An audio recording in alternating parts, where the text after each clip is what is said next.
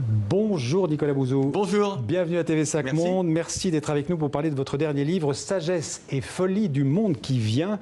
Un livre signé avec Luc Ferry, philosophe et ancien ministre français de l'Éducation. Un livre publié aux éditions IXO. Vous êtes économiste et vous dirigez un cabinet de conseil aux entreprises. Vous vous revendiquez comme un économiste libéral. Quel sens vous donnez d'ailleurs à ce mot libéral ? Alors, je lui donne pas un sens économique ou secondairement un sens économique, je lui donne plutôt un sens philosophique. Pour moi, être libéral, c'est avoir confiance dans les autres. L'État peut intervenir, mais en deuxième intention, si vous voulez, quand les relations entre les gens ne fonctionnent pas, quand il y a des dysfonctionnements, l'État peut intervenir. Mais en tout cas, la société doit privilégier les relations entre individus et la confiance entre individus. Alors justement, Sagesse et folie du monde qui vient, c'est un livre qui veut voir le monde avec des lunettes, on va dire, optimistes. Vous trouvez que généralement les intellectuels en France se complaisent dans le pessimisme et ce qu'on appelle le déclinisme? Oui, complètement. Le débat public en France, il est dominé par des gens qui ont beaucoup de talent, d'ailleurs, qui pour beaucoup sont des amis, hein, des gens qui réfléchissent formidablement bien. Alain Finkielkraut, Michel Onfray, Éric Zemmour, sont des gens avec lesquels j'ai énormément de désaccords, mais qui apportent quelque chose de très positif, de très construit au débat français. En revanche, ce sont des gens qui considèrent que c'était mieux avant et que ce sera pire demain. Voilà. C'est foutu, qu'il y a un déclin de l'Occident, que le déclin de l'Europe est pire que le déclin de l'Occident et que le déclin de la France est pire que le déclin de l'Europe. Et je ne suis pas d'accord avec ça. Justement, quand vous pensez à l'Europe, vous pensez que l'Europe, elle a des arguments solides pour rester, comme vous l'écrivez, alors c'est fort, le phare de l'humanité. Vous le dites, plutôt qu'un continent qu'on a l'impression un peu marginalisé, coincé entre les États-Unis et la Chine? Mais l'Europe, c'est un endroit dans le monde dans lequel il est absolument formidable de vivre. Tous les gens qui voyagent le savent bien. Je vous prends quelques exemples très concrets. L'État-providence, les États-providence les plus performants au monde, les plus solidaires, les plus étendus, on les trouve en Europe. La liberté d'expression dans tous les classements internationaux, ce sont toujours des pays européens qui arrivent en tête pour la liberté d'expression. Le fonctionnement de la justice en Europe, on a le taux d'homicide le plus faible au monde, il est 2 fois inférieur au taux d'homicide aux États-Unis, et les États-Unis enferment 7 fois plus par habitant, emprisonnent 7 fois plus que les Européens. La volonté de défendre l'environnement, le respect de l'environnement, cette appétence pour le développement durable, ça aussi c'est quelque chose qui est propre, enfin qui n'est pas propre à l'Europe, mais enfin qui est particulièrement important en Europe. Dernier exemple, l'égalité entre les hommes et les femmes, notamment dans l'entreprise. Là encore, l'Europe arrive toujours en tête des classements. En revanche, nous sommes en train de prendre un retard énorme dans le domaine technologique et dans le domaine économique, et c'est ça au fond qui peut menacer notre civilisation européenne. Ce que je veux dire par là, c'est que ce retard économique, c'est pas simplement un retard économique, c'est un retard qui peut nous handicaper dans la défense de nos valeurs, et finalement, s'il y a un grand remplacement, ce grand remplacement civilisationnel, il viendra moins de l'immigration, il viendra moins de l'islam et de l'immigration que de la technologie. Et pourquoi justement ce déclassement technologique de l'Europe? Parce que l'Europe ne se vit pas du tout comme une puissance, ni dans le domaine technologique, ni dans le domaine économique, ni dans le domaine géopolitique. L'Europe, au fond, s'est construite sur les décombres de la guerre, et donc elle est très pacifiste, et elle se vit comme un espace éventuellement à défendre, mais un espace de paix, un espace de liberté, un espace de libre-échange, ce qui peut se comprendre vu notre histoire. Mais aujourd'hui, on est dans un monde de puissance.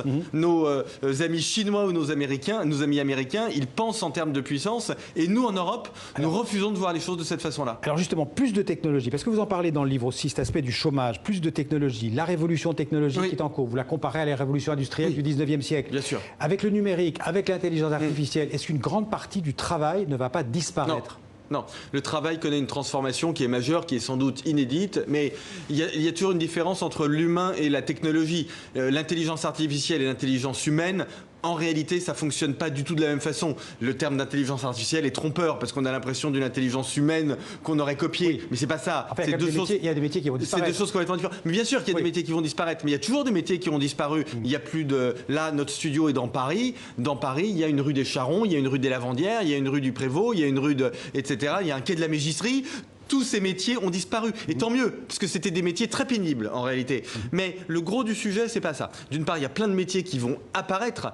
Un des métiers pour lesquels on recherche le plus de jeunes aujourd'hui, c'est le métier de community manager. Les gens qui s'occupent des réseaux sociaux, par définition, ça n'existait pas il y a 15 ans. Il y en a beaucoup. Voilà. Et on n'en trouve pas. Tout le monde ne peut pas devenir community manager. Non, mais le gros du sujet, en fait, c'est pas les métiers qui vont disparaître, c'est la transformation des métiers. C'est médecin, qu'est-ce que c'est demain? Le médecin qui utilise l'intelligence artificielle, qu'est-ce qu'il fait demain? L'avocat qui utilise l'intelligence artificielle, qu'est-ce qu'il fait demain? L'enseignant qui utilise l'intelligence artificielle, qu'est-ce qu'il fait demain?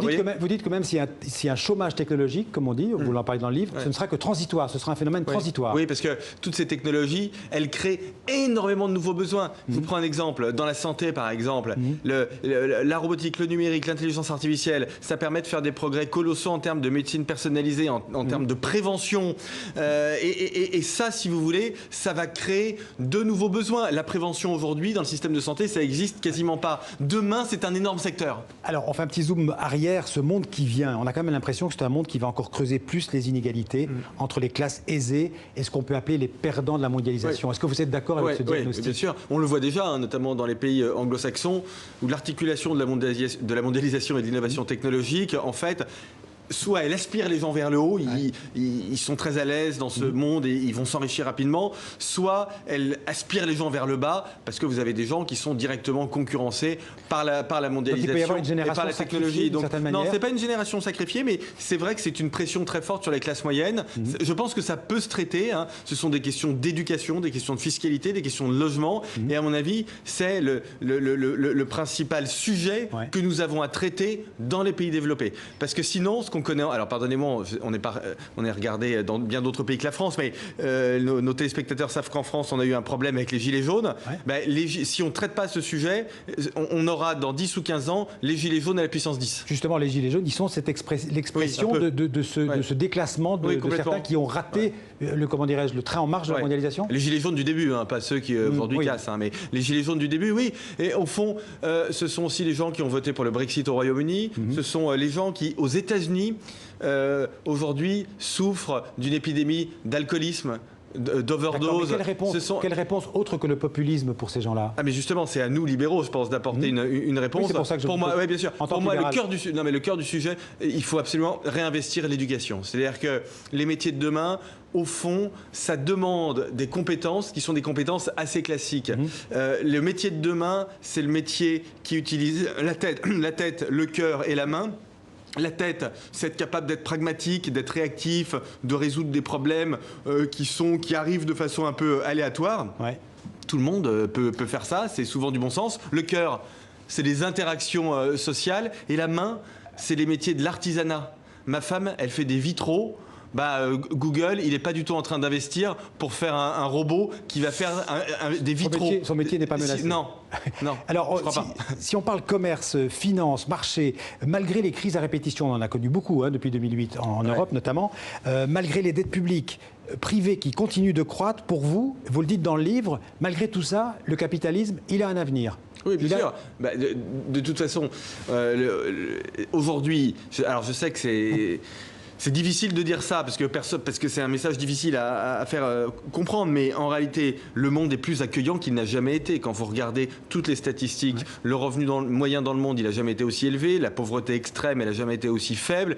Les inégalités au niveau mondial, pas dans tel ou tel pays, mais au niveau mondial, n'ont jamais été aussi faibles. L'espérance de vie à la naissance n'a jamais été aussi élevée. Donc ce capitalisme tempéré, avec des interventions de l'État, bien évidemment, dans l'éducation, dans la redistribution, etc. Mais ce capitalisme est un système qui apporte beaucoup de richesses et de capacité à construire nos vies. Vous parlez même d'hypercapitalisme. Qu'est-ce que vous entendez par ce concept? Oui, parce qu'on parle d'économie du partage et j'aime pas ces termes qui sont un peu rose-bonbon, qui donnent le sentiment qu'on est en train de passer dans quelque chose d'autre que le capitalisme. En réalité, cette troisième révolution industrielle du numérique, de la robotique et de l'intelligence artificielle, elle est assez dure d'une certaine façon parce qu'elle demande beaucoup de capital, beaucoup d'investissement de la part des entreprises, beaucoup de formation pour les salariés. Elle génère des géants aussi, hein, on le voit bien avec les GAFA aux États-Unis, avec les BATX en Chine, des géants qu'il faut réguler. Et donc, c'est complètement absurde de dire qu'on entre dans l'après-capitalisme. On est dans une nouvelle forme de capitalisme, mais un capitalisme assez dur, oui, qui peut fabriquer beaucoup de richesses, mais qui peut fabriquer aussi des inégalités et qu'il faut réguler. Alors, ce capitalisme, cette croissance, parce que c'est quand même aussi le but du capitalisme, c'est toujours de croître, il faut croître, et la croissance, oui, on ne peut pas imaginer la décroissance, vous d'ailleurs vous êtes contre, oui, ça à un moment donné, ça heurte l'écologie aussi. Oui, absolument. Comment est-ce qu'on concilie le capitalisme et l'écologie? On voit bien que là, on est devant un mur. Non, je ne pense pas qu'on soit devant un mur. Je pense qu'on est devant une extrême difficulté, celle du dérèglement climatique, celle de la diminution de la biodiversité, celle aussi... C'est un petit peu l'actualité du jour d'ailleurs avec les difficultés entre la Chine et les États-Unis, mais celle de l'accès aux terres rares, aux métaux rares qui permettent de faire ce genre d'objets. Les Chinois ont 95% des réserves. Exactement, c'est à ça que je fais allusion, mais il n'y a qu'une seule réponse pour répondre à ça, c'est l'innovation. Les énergies renouvelables, les énergies non polluantes, l'éco-efficacité énergétique, l'intelligence artificielle va beaucoup nous aider dans ces domaines-là, si vous voulez. Et donc, il faut renforcer nos investissements, mais il faut des politiques publiques. Moi, je suis, par exemple, favorable à la fiscalité écologique. Ouais.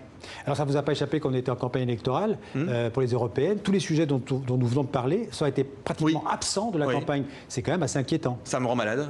J'ai essayé de faire ce que je pouvais à ma petite échelle en France, mais ça n'a servi absolument à rien.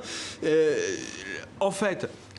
Beaucoup des solutions, des questions dont on vient de parler, procèdent de l'Europe. Pour les Européens, pour moi, aujourd'hui, les grands sujets, les sujets de financement de la troisième révolution industrielle, la souveraineté au XXIe siècle passe par l'Europe. Mais évidemment, regardez les politiques industrielles, par exemple, qui sont menées par les Chinois et par les Américains. Nous n'avons pas de politique industrielle. C'est moi le libéral qui vous dit ça. Nous ne soutenons pas, nos pouvoirs publics ne soutiennent pas assez nos entreprises. Mais il faut une prise de conscience. Aujourd'hui, l'Europe, son modèle, c'est Venise. C'est-à-dire un endroit très beau, très agréable à vivre, mais qui est en train de se muséifier. Moi, je pense que l'Europe mérite... Welbeck, là. Oui, mais je pense que l'Europe mérite beaucoup mieux. Donc ce qui manque, c'est une prise de conscience des opinions publiques qui doivent comprendre que cette troisième révolution industrielle, elle va se faire sans nous et nous allons devenir des sous-traitants, ça a déjà commencé, des sous-traitants des Chinois et des Américains. Ils auront les meilleurs jobs, les meilleurs salaires, ils auront la prise de décision et nous serons des sous-traitants. Moi, je pense que nous et nos enfants, surtout, méritent mieux que ça. Merci Nicolas Bouzou. Sagesse et folie du monde qui vient, on en a parlé. C'est aux éditions IXO. Merci d'être venu en parler dans 64 minutes.